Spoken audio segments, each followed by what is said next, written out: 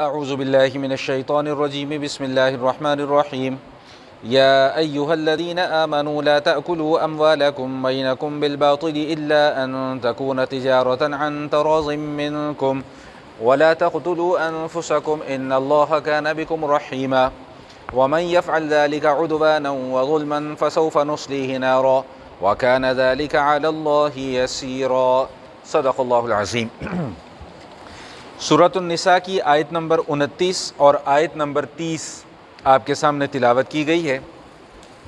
اس سے پہلی جو آیات گزر چکی ہیں اور جو پہلے مضامین چل رہے تھے اس میں آپ کے سامنے ان باتوں کا تذکرہ کیا گیا کہ کن کن خواتین کے ساتھ نکاح کرنا جائز ہے، کن کے ساتھ نکاح کرنا جائز نہیں ہے۔ حق مہر کا تذکرہ آیا۔ حق مہر کے تذکرے کے بعد اللہ جل شانہ نے ہمارے لیے ایک فارمولہ بیان کر دیا کہ بھئی یہ ہدایت کا جو راستہ ہم نے تمہیں دکھایا ہے اس میں تمہارا ہی فائدہ ہے، تمہاری ہی بھلائی ہے۔ اور میں نے یہ بات عرض کی تھی کہ اگر اللہ کی طرف سے یہ ہدایت کے فیصلے ہمارے لیے نہ ہوئے ہوتے تو ہمارے پاس زندگی گزارنے کا کوئی راستہ نہ ہوتا، کوئی فارمولہ نہ ہوتا کہ ہم نے کس فارمولے کے تحت جو ہے وہ زندگی گزارنی ہے۔ اس کے بعد جو تذکرہ کیا گیا وہ انسان کی ایک طبیعت کا تذکرہ کیا گیا کہ انسان کی طبیعت میں چونکہ ہلکا پن ہے، اس لیے اللہ پاک فرما رہے ہیں ہم نے کوئی زیادہ سخت مسائل اور زیادہ سخت احکام تمہارے اوپر لاگو کیے ہی نہیں ہیں، تمہیں اتنے ہی احکام کا پابند بنایا ہے جتنا تم برداشت کر سکتے ہو۔ اچھا، چونکہ یہ جو سورۃ النساء ہے اس میں بیشتر احکام اور مسائل کا تذکرہ ہے، جن میں سے کچھ مسائل ایسے ہیں جن کا تعلق ہماری ازدواجی زندگی کے ساتھ ہے، کچھ مسائل ایسے ہیں جن کا تعلق ہماری خاندانی زندگی کے ساتھ ہے، کچھ مسائل ایسے بھی ذکر کیے گئے ہیں جن کا تعلق ہماری معاشرتی زندگی کے ساتھ ہے، اور کچھ مسائل وہ بھی ذکر کیے گئے ہیں جن کا تعلق ہماری معیشت کے ساتھ ہے، یعنی اکنامکس کے ساتھ ہے۔ آج جو آیات تلاوت کی گئی ہیں ان میں دو بڑی اہم چیزیں اللہ تعالیٰ نے بیان فرمائی ہیں۔ سب سے پہلا حکم جو بیان فرمایا وہ یہ کہ لا تأکلوا اموالکم بینکم بالباطل الا ان تکون تجارتا عن تراض منکم، کہ بھئی آپس میں ایک دوسرے کا مال ناحق ذرائع سے مت چھینو، مت حاصل کرو، الا ان تکون تجارتا عن تراض منکم۔ ہاں، اگر تم ایک دوسرے کا مال اگر حاصل کرنا چاہو تو اس کا صرف ایک ہی جائز راستہ ہے، صرف ایک سے مراد یہ کہ بنیادی راستہ کہ تم تجارت کر لو، خرید و فروخت کر لو۔ پریشان نہ ہوں، میں ابھی اس کی وضاحت کر دیتا ہوں۔ دیکھیں، شریعت نے ہمارے اوپر جیسا کہ میں نے عرض کیا کہ کچھ پابندیاں لگائی ہیں اور کچھ چیزوں میں ہمیں اجازت دی ہے۔ اجازت ہمیں کیا ہے کہ بھئی تم نے اس دنیا کے اندر رہنا ہے، یہاں پر زندگی گزارنی ہے۔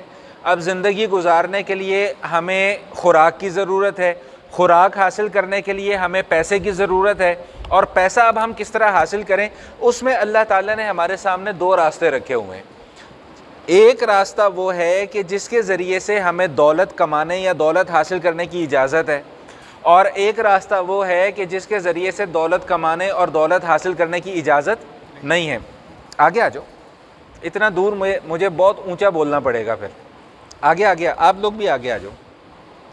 اب وہ چیزیں، وہ ذرائع کہ جن کے ذریعے سے اللہ تعالیٰ نے ہمارے اوپر پابندی لگا دی ہے کہ تم ان ذرائع سے دولت حاصل نہیں کر سکتے ہو، ان میں کیا ہے؟ چوری ہے، ان میں ڈاکہ ہے، اس میں کیا ہے؟ کسی کو دھوکہ دے کر، فراڈ کر کے کسی سے کوئی مال حاصل کر لینا، رشوت کے ذریعے سے کوئی مال حاصل کر لینا، جوئے کے ذریعے سے کوئی مال حاصل کر لینا۔ یہ میں مختصر چند باتیں صرف آپ کے سامنے عرض کر رہا ہوں۔ کسی کو دھوکہ دے کر کوئی مال حاصل کر لینا، کسی سے چھین کر کوئی مال حاصل کر لینا، سود کے ذریعے سے کوئی مال حاصل کر لینا، یہ ساری کی ساری وہ بنیادی وہ میتھڈز ہیں پیسے کمانے کے کہ جن کو شریعت نے بند کر دیا ہے، لاک کر دیا ہے کہ بھئی ان ذرائع کے ذریعے سے آپ پیسہ نہیں کما سکتے۔ چوری کر کے پیسہ نہیں کما سکتے، ڈاکہ ڈال کے پیسہ نہیں کما سکتے، رشوت لے کر یا رشوت دے کر پیسہ نہیں کما سکتے، سود کے ذریعے سے پیسہ نہیں کما سکتے، جوئے کے ذریعے سے پیسہ نہیں کما سکتے۔ اسی طرح کچھ اور چیزیں ہیں کہ جن میں شریعت نے ہمارے اوپر پابندی لگائی ہے، جیسے مثال کے طور پہ ایک چیز، میں اس چیز کا مالک ہی نہیں ہوں، میں اس کو بیچ دوں۔ بھائی میں ایک چیز کا مالک ہی نہیں ہوں، جیسا کہ آج کل ہوتا ہے کہ زمین کسی کی ہوتی ہے، قبضہ کسی کا ہوتا ہے، خریدار اس کا کوئی اور ہوتا ہے، بیچنے والا کوئی اور ہوتا ہے، خریدار کوئی اور ہوتا ہے۔ تو یہ شریعت نے سارے کے سارے وہ ذرائع ہیں جن کو بند کر دیا ہے کہ بھئی ان ذرائع کے ذریعے سے تم پیسہ نہیں کما سکتے. اگر پیسہ کماؤ گے ان ذرائع کے ذریعے سے تو دنیا میں تو تمہارے پاس 4 پیسے آ جائیں گے، لیکن آخرت میں جا کے وہاں پہ تمہاری اچھی خاصی چترول ہوگی. ان پیسوں کا حساب وہاں پہ جا کے دینا پڑے گا. اب وہاں پر پیسوں کا حساب پیسوں کے ذریعے سے نہیں ہوگا، وہاں پہ پیسوں کا حساب نیکیوں کے ذریعے سے ہوگا کہ اگر دنیا کی زندگی میں کچھ تھوڑے بہت نیک اعمال کیے ہوں گے تو وہاں پہ اس پیسے کے بدلے وہ نیکیاں دوسرے کو دینی پڑیں گی.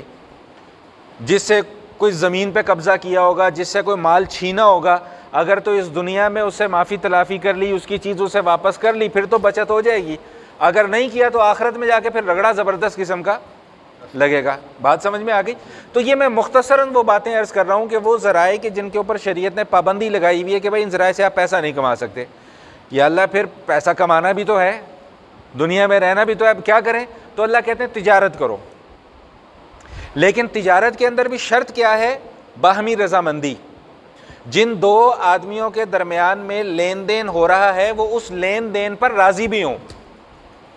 مثال کے طور پہ میں یہ گھڑی بیچتا ہوں، میں کہتا ہوں جی یہ میری گھڑی کی مالیت اس وقت مارکیٹ میں 25,000 روپے کی ہے. آپ کہتے ہیں نہیں جی میں نے 20,000 میں آپ سے خریدنی ہے. تھوڑی سی ہم آپس میں بارگین کرتے ہیں، اس کے بعد 20,000 میں سودا طے ہو جاتا ہے. تو آپ بھی خوش، میں بھی خوش. آپ یہ گھڑی کے مالک بن جاؤ کہ میں ان 20,000 کا مالک بن جاؤں گا. تو یہ شریعت نے وہ راستہ ہمارے لیے رکھا ہوا ہے کہ جس کے ذریعے سے ہم ٹریڈنگ جسے کہتے ہیں، تجارت کر کے ہم خرید و فروخت کر کے پیسہ کما سکتے ہیں، اپنی چیزوں کو بیچ سکتے ہیں. لیکن جیسا کہ میں نے عرض کیا کہ اس میں بنیادی شرط کیا ہے کہ ان تراضٍ منکم، آپس میں رضامندی ہونا بہت ضروری ہے. تو معلوم یہ ہوا کہ آپ کسی کو زبردستی کر کے اس سے کوئی چیز خرید نہیں سکتے، یا کسی پر زبردستی کر کے اس کی کوئی چیز بکوا نہیں سکتے. اچھا آپ بھی مطلب آپ کو پتہ ہوگا، سنا بھی ہوگا آپ نے، اکثر لوگ کہتے ہیں کہ جی جب جو چیز خریدنے کے لیے جاؤ نا، کئی لوگ ایسے ہوتے ہیں بڑے لیچر ٹائپ کے لوگ ہوتے ہیں. اگر مارکیٹ میں دکاندار نے اس کو بتایا ہوگا نا جی 200 روپے کی چیز ہے، یار 50 لے لے. وہ شرم آتی ہے بندے کو، خود شرم آتی ہے یار اتنا ریٹ کم کرتے ہوئے، کم از کم اتنا ریٹ لگاؤ جو مارکیٹ کا تو ہے. سمجھ میں آئی بات کہ نہیں آئی؟ تو اگر ایک چیز مارکیٹ میں دکاندار کہتے جی میں نے 200 کی بیچنی ہے، آپ جا کے اسے بحث کرنا شروع کر دو، نہیں جی میں نے تو 50 کی لینی ہے، وہ کہے نہیں جی میں نے 200 کی. اس بحث میں آدھا پونا گھنٹہ گزر جاتا ہے، نہ اس نے اپنی چیز بیچی نہ آپ نے اس سے کچھ خریدا. سمجھ میں آئی بات؟ تو آپ اس کے اوپر جبر کرنا چاہ رہے ہیں کہ وہ اپنی رضامندی کے بغیر کم پیسوں میں چیز بیچے. یہ جائز نہیں ہے، یہ جائز نہیں ہے. لوگوں کے اندر بڑی یہ مشہور بات ہوئی ہوئی ہے کہ جی بارگین کرنا جو ہے نا وہ سنت ہے، نعوذ باللہ من ذالک. پتہ نہیں کہاں سے یہ لوگ نکال کے سنتیں لے آتے ہیں، ہمیں نہیں پتہ جن سنتوں کا، پتہ نہیں لوگوں کو کہاں سے پتہ چل جاتی ہے. وہ اتنا بارگین کرنا چاہیے کہ پسینے لوگوں کے چھوٹ جائیں. یاد رکھیے گا کہ ذخیرہ احادیث میں ایسی کوئی حدیث موجود نہیں ہے. سمجھ رہے ہیں بات کو کہ نہیں سمجھ رہے؟ الفاظ مشکل تو نہیں لگ رہے بھائی؟ بارگین اتنا کرو جتنا دکاندار کے لیے بھی قابل برداشت ہو اور آپ کے لیے بھی قابل برداشت ہو. جہاں پر دونوں فریقوں میں رضامندی ہو جائے وہاں پر سودا ڈن. بات سمجھ میں آ گئی کہ نہیں آ گئی؟ تو اب اس سے ہمیں یہ بات پتہ چل گئی کہ یہ جو بلا وجہ کی لوگ بارگیننگ شروع کر دیتے ہیں یہ درست. میرے کچھ جاننے والے ہیں، کچھ دوست احباب ہیں، تو میں ان کے ساتھ کبھی کسی شاپنگ واپنگ پہ نہیں جاتا، ایون کہ پرچون کی دکان پہ بھی ان کے ساتھ میں نہیں جاتا، مجھے شرم آتی ہے. وہ دکاندار بتائے گا نا کہ یہ چیز 400 روپے کی ہے، نہیں یار 150 لے لے. او یار خدا کا خوف کرو یار، 150 کی ایک چیز ہی نہیں ہے، آپ اس کا اتنے ڈی ویلیو اس کو کیوں کر رہے ہو چیز کو؟ تو بہرحال یہ بات لمبی ہو رہی ہے. تو میں عرض یہ کرنا تھا کہ تجارت بھی صرف اسی صورت میں جائز ہے جب باہمی آپس میں رضامندی ہو جائے. ایک سوال یہاں پر ہے، اس سوال کا جواب سنتے جائیں تاکہ کوئی بات ذہن کے اندر رہ نہ جائے. یہاں پہ جو قرآن نے کہا نا جی آپس کی رضامندی، بعض لوگ اس رضامندی کے لفظ کا غلط فائدہ اٹھانے کی کوشش کرتے ہیں. وہ غلط فائدہ کس انداز میں اٹھاتے ہیں کہ جی رشوت کا لین دین اگر کوئی 2 لوگ کر رہے ہیں وہ بھی تو آپس میں باہمی رضامندی سے کر رہے ہیں نا. تو آپ مولوی لوگ کیوں کہتے ہیں کہ جی رشوت لینا، اور وہی رضامندی تو ہے وہاں پہ. سود اگر کوئی دے رہا ہے یا کوئی لے رہا ہے تو وہ رضامندی سے ہی دے رہا ہے نا. تو یاد رکھیے گا کہ اس لفظ کا وہ مطلب نہیں ہے جو ہم خود سے نکالنے کی کوشش کرتے ہیں. یہاں پہ رضامندی کی شرط اللہ نے تجارت کے ساتھ جو کہ جائز اور حلال طریقہ آمدن ہے اس کے ساتھ لگائی ہے. سود تو پہلے سے ہی حرام ہے، رشوت تو پہلے سے ہی حرام ہے. اب اس میں تعویلیں کر کے کان ادھر کو چھوڑ کر ادھر سے پکڑ کے ٹانگ کے نیچے سے ہاتھ نکال کر کان پکڑنے کی کوئی ضرورت نہیں ہے. جو چیز شریعت نے ناجائز کہہ دی ہے نا وہ قیامت کی صبح تک ناجائز ہی ہے. جس چیز کو شریعت نے حرام کہہ دی ہے وہ قیامت کی صبح تک کے لیے حرام ہی ہے. میرا خیال ہے کہ اتنی گفتگو میری سمجھ میں آ گئی ہوگی. آگے چلتے ہیں. دوسرا حکم جو شریعت نے یہاں پہ دیا وہ کیا؟ وَلَا تَقْتُلُوا أَنفُسَكُمْ، بھائی آپس میں ایک دوسرے کو قتل مت کرو. اللہ کی شان یہ ہے ہم لوگ دین سے اتنا دور ہو چکے ہوئے ہیں اور خاص طور پہ چونکہ نوجوان بیٹھے ہوئے ہیں اس لیے میں یہ بات بہت ضروری سمجھتا ہوں اس بات کو کرنا کہ ہماری نوجوان نسل کے ذہن میں یہ تاثر بٹھایا جاتا ہے کہ ہمارے دین کے اندر یہ چیزیں ہیں ہی نہیں. تو میں ان کو کہتا ہوں کہ بھائی پڑھو گے تو پتہ لگے گا نا. جب پڑھو گے ہی نہیں تو پتہ کیسے لگے گا؟ دین سیکھو گے نہیں تو دین آئے گا کہاں سے؟ گھر بیٹھے تو دین نہیں آ سکتا نا. ڈرائیونگ اگر آپ نے کرنی ہو تو پہلے ڈرائیونگ سیکھنی پڑے گی. اناڑی بندے کو مرسیڈیز پکڑا دو گے تو وہ اس کا کباڑا ہی کر کے واپس لے کے آئے گا. بات سمجھ میں آ رہی کہ نہیں آ رہی ہے؟ تو اللہ یہاں پہ کیا حکم دے رہے ہیں؟ وَلَا تَقْتُلُوا أَنفُسَكُمْ، بھائی آپس میں ایک دوسرے کو قتل مت کرو. اتنی وعیدیں ہیں، اتنی سخت سزا ہے قتل کرنے کی. خود قرآن یہ کہتا ہے کہ جو شخص کسی دوسرے شخص کو ناحق قتل کرتا ہے فَجَزَاؤُهُ جہنم، اس کو جہنم میں جلنا پڑے گا، خالداً فیہا، ہمیشہ ہمیشہ اس جہنم کے اندر وہ جلے گا. اتنی سخت سزا ہے کسی کو قتل کر دینا. اور ہمارے ہاں 10 روپے کے پیچھے لڑائی ہو رہی ہوتی ہے، ایک دوسرے کی جان کے دشمن بنے ہوئے، جان کی وقت ختم ہو گئی ہے.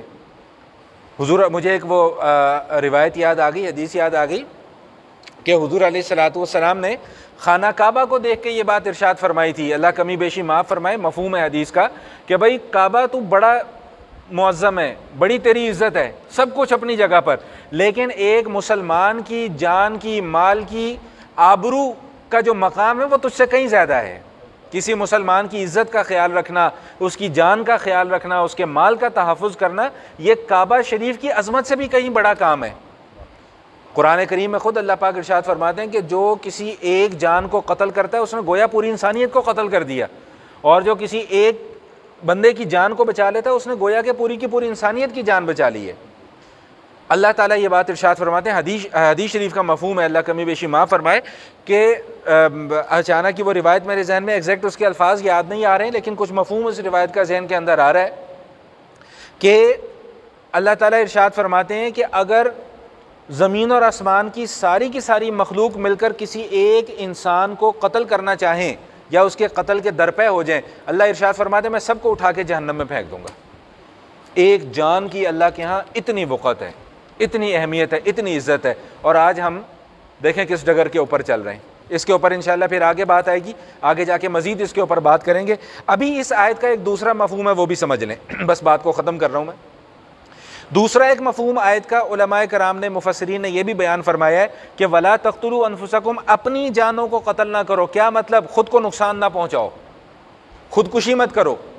ابھی یہ جو جمعہ گزرا ہے اس میں بھی میں نے اس موضوع کے اوپر بات کی تھی، دوبارہ بات آ گئی تو مختصر سے میں ایک دو گزارشات عرض کر دوں کہ جس طرح کسی دوسرے کی جان کو نقصان پہنچانا حرام ہے، اسی طرح خود کو نقصان پہنچانا یہ بھی حرام ہے. اب وہ نقصان کوئی نشے کے ذریعے سے پہنچا رہا ہو یا خودکشی کے ذریعے سے پہنچا رہا ہو یا کسی بھی ذریعے سے اپنے آپ کو نقصان پہنچا رہا ہو، یہ حرام ہے. حدیث شریف میں آتا ہے، مفہوم ہے، اللہ کمی بیشی معاف فرمائے، کہ اگر کوئی شخص زہر پی کر اپنے آپ کو قتل کر لیتا ہے یعنی خودکشی کر لیتا ہے، سوسائڈ کر لیتا ہے، تو اب قیامت تک اس کی سزا کیا ہے کہ اسے پھر زندہ کیا جائے گا، پھر زہر پلایا جائے گا، پھر مر جائے گا، پھر زندہ کیا جائے گا، پھر زہر پلایا جائے گا. قیامت تک یہ سلسلہ ایسے ہی چلتا رہے گا. اگر کسی نے اونچائی سے چھلانگ مار کے خودکشی کر لی ہوگی تو اب قیامت تک اس کی سزا کیا ہوگی؟ اسے زندہ کیا جائے گا آخرت میں، عالم برزخ میں، وہ پھر اونچائی پہ جائے گا، پھر وہاں سے چھلانگ مارے گا، پھر مرے گا، پھر اسے زندہ کیا جائے گا. قیامت تک یہ اس کی سزا چلتی رہے گی. غرض ہے کہ جس شخص نے اپنے آپ کو جس طریقے سے بھی قتل کیا ہوگا، خود کو مارا ہوگا، سوسائڈ کی ہوگی، پھندا لگا کے، زہر پی کے، تو قیامت تک اس کی سزا یہ اسی طرح ریپیٹ ہوتی رہے گی. اسی طرح ایک اور حدیث شریف میں آتا ہے اللہ کمی بیشی معاف فرمائے کہ اللہ تعالیٰ یہ بات ارشاد فرماتے ہیں کہ جو آدمی خودکشی کرتا ہے اس کے متعلق کہ اس بندے نے مجھ سے آگے بڑھنے کی کوشش کی ہے، لہٰذا میں اس کے اوپر جنت کو حرام قرار دے رہا ہوں۔ یہ اتنا بڑا جرم ہے۔ تو آج کی دو باتیں کیا معلوم ہوئی؟ ایک تو یہ کہ ناحق کسی کا مال چھیننا یا ناجائز ذرائع سے مال کو حاصل کرنا ہماری شریعت اس بات کی اجازت قطعی طور پہ نہیں دیتی۔ اور دوسری بات آج ہم نے کیا پڑھی کہ بھئی کسی کو قتل کرنا یا خود کو نقصان پہنچانا شریعت ہمیں اس بات کی بھی اجازت نہیں دیتی ہے۔ اور آخر میں اللہ پاک نے ایک بات یہ بھی ارشاد فرما دی کہ بھئی سمجھا تو میں نے دیا ہے، سمجھانے کے باوجود اگر کسی کو سمجھ میں نہیں آئی بات اور اس نے ان باتوں کے اوپر عمل نہیں کیا، یہ اللہ کہہ رہے ہیں، یہ کسی مولوی کا فتویٰ نہیں آپ کو سنا رہا، اللہ کہہ رہے ہیں کہ اگر اتنا کچھ سمجھانے کے باوجود بھی تم لوگوں کو سمجھ میں نہیں آئی اور پھر تم یہ حرکتیں کرتے رہے، تو پھر اللہ پاک ارشاد فرما رہے ہیں کہ پھر تم سب کو اٹھا کے جہنم کا ایندھن بنا دوں گا، جہنم میں اٹھا کے پھینک دوں گا، سخت سزا تمہیں دوں گا۔ وَكَانَ ذَلِكَ عَلَى اللَّهِ يَسِيرًا، اور اللہ کے لیے یہ سزا دینا کوئی مشکل کام نہیں ہے۔ میرا خیال ہے کہ آج کی گفتگو جو ہے وہ سمجھ میں آ گئی ہوگی۔ آیات کا ترجمہ کر لیتے ہیں تاکہ کوئی بات رہ گئی ہو تو وہ بھی سمجھ میں آ جائے۔ صفحہ نمبر 3 سطر نمبر 5۔ یا ایھا الذین آمنوا، اے اہل ایمان۔ یہاں پہ اللہ نے کافروں کو مخاطب نہیں کیا، مسلمانوں کو مخاطب کیا ہے۔ جو دودھ میں پانی ملا ملا کر بیچتے ہیں ان لوگوں کو مخاطب کیا اللہ نے کہ بندے کے پتر بن جاؤ سارے کے سارے، دو نمبریاں کرنا چھوڑ دو، ہینکیاں پینکیاں کرنا چھوڑ دو۔ یا ایھا الذین آمنوا، اے اہل ایمان، لا تاکلوا اموالکم بینکم بالباطل، ناجائز ذرائع سے مال مت کماؤ۔ یہ دودھ میں پانی ملا کر بیچنا یہ بھی حرام، ملاوٹ کر کے کسی چیز کو بیچنا یہ بھی حرام، دھوکہ دے کر کسی کو کوئی چیز بیچنا یہ بھی کیا ہے؟ حرام ہے۔ بات سمجھ میں آ رہی ہے؟ الا ان تکون تجارۃ عن تراض منکم، ہاں یہ ہے کہ تجارت کا آپس میں لین دین کر دو، اور وہ بھی کس شرط پر کہ عن تراض منکم، کے باہمی رضامندی ہو، میوچل انڈرسٹینڈنگ جسے بولا جاتا ہے۔ بات سمجھ میں آ گئی؟ ولا تقتلوا انفسکم، اور آپس میں ایک دوسرے کو ہلاک بھی مت کرو۔ ان اللہ کان بکم رحیما، بے شک اللہ تعالیٰ تمہارے اوپر بہت مہربان ہے۔ یہ جو پابندیاں اللہ تمہارے اوپر لگا رہے ہیں یہ اس کی رحمت ہے، اگر اس کی رحمت نہ ہوتی تو تم دیواروں میں ٹکرے مارتے پھر رہے ہوتے۔ ومن یفعل ذلک، یہ وہ دوسری بات آ گئی جس میں اللہ تعالیٰ دھمکی دے رہے ہیں۔ اگر میں اور آسان لفظوں میں اس کو کر دوں کہ اللہ تعالیٰ تڑی لگا رہے ہیں، سمجھتے ہیں نا تڑی کا لفظ وہ کیا؟ ذرا غور سے دیکھیے گا ان الفاظ کو۔ ومن یفعل ذلک عدوانا وظلما فسوف نصلیہ نارا، اس کے باوجود اگر کوئی ظلم اور حد سے تجاوز کرتے ہوئے، زیادتی کرتے ہوئے یہ کام کرے گا تو فسوف نصلیہ نارا، اللہ فرما رہے ہیں کہ ہم اسے عنقریب جہنم کی آگ کا ایندھن بنائیں گے۔ وکان ذلک علی اللہ یسیرا، اور اللہ کے لیے یہ کوئی مشکل کام نہیں ہے، اللہ کے لیے یہ بہت آسان کام ہے۔ وآخر دعوانا ان الحمد للہ رب العالمین۔